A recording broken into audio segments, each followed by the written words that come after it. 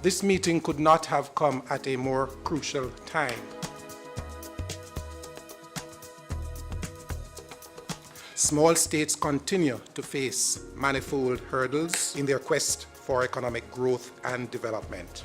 Senior government officials and international donors were some of the delegates at the first ever Small States Biennial Conference. It's very important that we use this opportunity to bring all of these concerns center stage.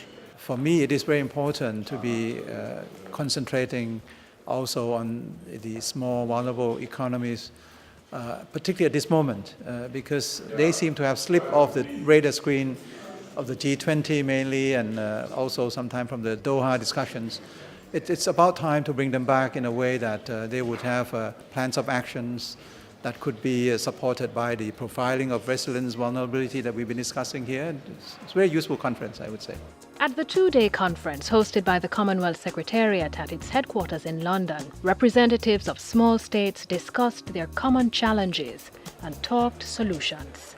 Instead of borrowing our way, we've got to earn our way. This, for us, is the biggest lesson of this global economic crisis. Thank you very much. In 2009, Commonwealth finance ministers called for this conference because of their concerns about the difficulties facing small states. As far back as 1977, the issue of the inherent vulnerabilities of small states was given formal expression within the Commonwealth at the finance ministers' meeting, which was held that year in Barbados. Small states are countries with populations of 1.5 million or less and are often remote and isolated. They rely on international trade and depend on one main sector for their income.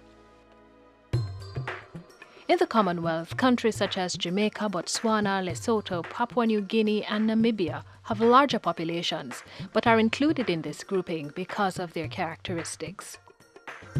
Negative activity in the global economy can be devastating for these countries, and recovery slow.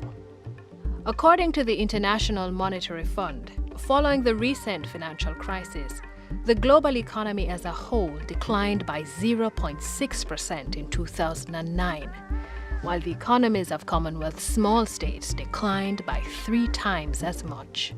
You always need the private sector who have got the means, the capacity, the technology and the know-how to do business. The summit gave the 22 countries represented a chance to discuss their special circumstances with international agencies and development partners such as the World Bank, the World Trade Organization and the United Nations. Though we might do every single thing that we can to decrease our vulnerability and increase our resilience as a group, what is really very important is the development of genuine partnerships to support us in doing what we do very well for ourselves. Delegates focused on finance, public sector trade, development and climate change.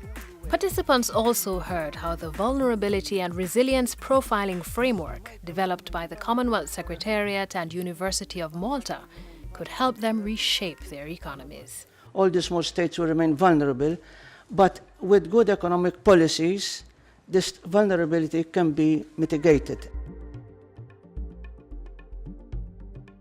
We are small islands vulnerable mostly to earthquakes, cyclones,